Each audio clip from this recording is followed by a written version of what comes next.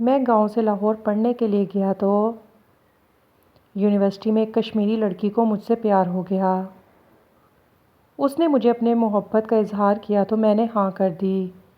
وہ مجھ سے پاگلوں کی طرح بے حد محبت کرنے لگی، مگر وہ اس بات سے انجان تھی کہ میں اس سے پیار نہیں کرتا، بلکہ میں اس کے ساتھ ٹائم پاس کر رہا ہوں۔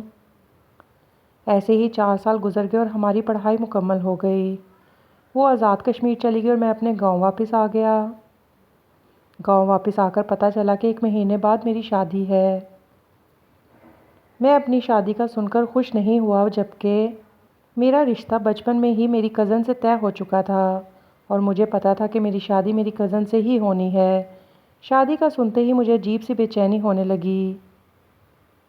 مجھے لگا کہ مجھے اس کشمیری لڑکی کو بتا دینا چاہیے، مگر اس کا فون مسلسل آف جا رہا تھا۔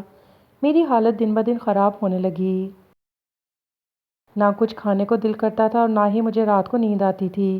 بس ہر وقت اس کشمیری لڑکی کے بارے میں سوچنے لگا۔ تب جا کر مجھے اندازہ ہوا کہ میں بھی اس سے بہت پیار کرتا ہوں، تو میں اگلی صبح آزاد کشمیر کے لیے نکل پڑا۔ میں نے راستے میں گھر والوں کو کال کر کے شادی سے انکار کر دیا۔ اس وقت مجھے کسی کی کوئی پرواہ نہیں تھی۔ میں بس اپنی محبت کے سفر پر نکل پڑا تھا۔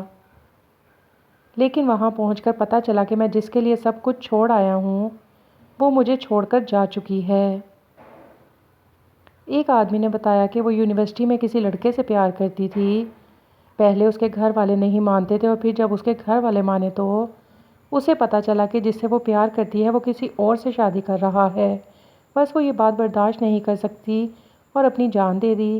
اس کی موت کا سن کر میں اپنا ذہنی توازن کھو بیٹھا تھا۔ کئی مہینوں تک تو مجھے کچھ پتہ نہیں تھا کہ میں کہاں جا رہا ہوں یا میں کیا کر رہا ہوں۔ بس جس سمت میں روشنی نظر آتی تھی میں چلنا شروع کر دیتا تھا۔ پھر ایک دن میں مظفر گڑھ میں سائیں سہیلی سرکار دربار پر پہنچ گیا۔ یہ وہی دربار ہے جس کا وہ اکثر ذکر کیا کرتی تھی۔